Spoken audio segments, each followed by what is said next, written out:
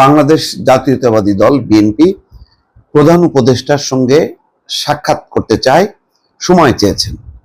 কেন? বিএনপি কবে নির্বাচন হবে সেটা জানতে চান প্রধান জাতীয় নির্বাহী কমিটি।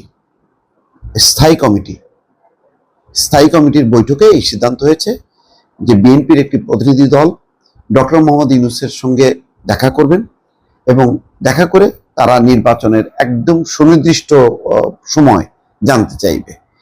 এই খবরে বলা হচ্ছে যে আগামী জাতীয় সংসদ নির্বাচন নিয়ে সরকারের প্রকৃত মনোভাব যে কি তা এখনো বুঝে উঠতে পারছে না বিএনপি। যতই দিন যাচ্ছে নির্বাচন নিয়ে অস্পষ্টতা বাড়ছে বলে মনে করছে বিএনপি। এই বিষয়ে স্পষ্টভাবে জানতে বিএনপির একটি প্রতিনিধি দল অন্তর্বর্তী সরকারের প্রধান উপদেষ্টার সঙ্গে সাক্ষাৎ করতে চায়। বিএনপির দায়িত্বশীল একটি সূত্র বলছে, দলের পক্ষ থেকে এরই মধ্যে প্রধান উপদেষ্টা অধ্যাপক মোহাম্মদ ইউনূসের সাক্ষাতের জন্য সময় চাওয়া হয়েছে। তবে মঙ্গলবার পর্যন্ত উপদেষ্টা কার্যালয় থেকে কিছু জানানো হয়নি।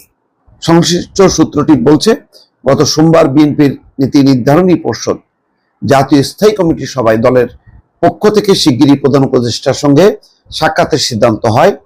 উপদেষ্টার কার্যালয় থেকে সময় দেওয়া হলে দলের বিএনপির মহাসচিব মির্জা ফখরুল ইসলাম আলমগীর এই মুহূর্তে চিকিৎসার জন্য সিঙ্গাপুরে রয়েছে।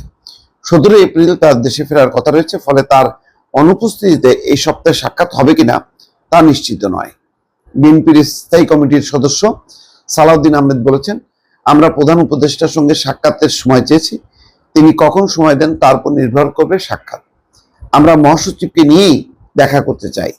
বিএনপি নেতাদের সঙ্গে কথা বলে জানা গেছে, তারা আগে বিভিন্ন সময় দলীয় এবং জাতীয় বিষয়ে প্রধান উপদেষ্টার সঙ্গে সাক্ষাৎ করেছেন। তবে এবার দলের পক্ষ থেকে সাক্ষাতের যে উদ্যোগ নেওয়া হয়েছে সেটা একটু ভিন্ন। বিএনপি যে এবছরের ডিসেম্বরের মধ্যে নির্বাচন চায় সেটা প্রধান উপদেষ্টাকে সরাসরি বলবে।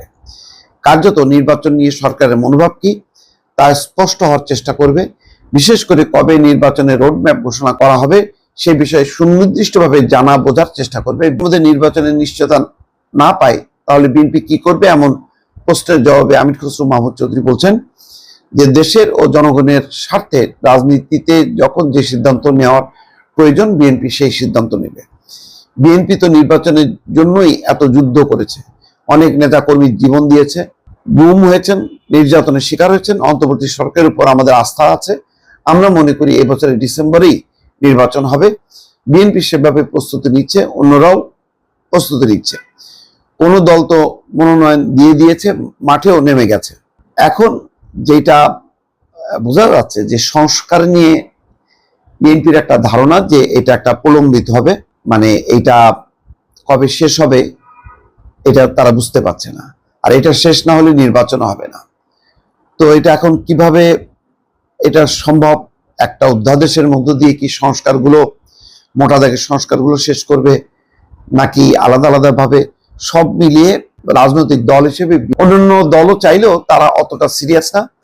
বিএনপি মনে করে তারা আশাবাদী যে যদি নির্বাচন হয়, ফ্রি ফেয়ার ইলেকশন হয়, তাহলে তারা জিতবে। তো সেই কারণেই তারা একটা নির্বাচনের সুনির্দিষ্ট সময় চাইছে। তবে দলের মহাসচিব যেহেতু এখন সিঙ্গাপুরে আছেন, তিনি কবে নাগাদ ফিরবেন সেটা বুঝেই হয়তো প্রধান উপদেষ্টার সঙ্গে সাক্ষাতের সময়টা নির্দিষ্ট হবে। তবে নির্বাচন নিয়ে যে দলের ভিতরে একটা অস্থিরতা আছে এটা মোটামুটি পরিষ্কার।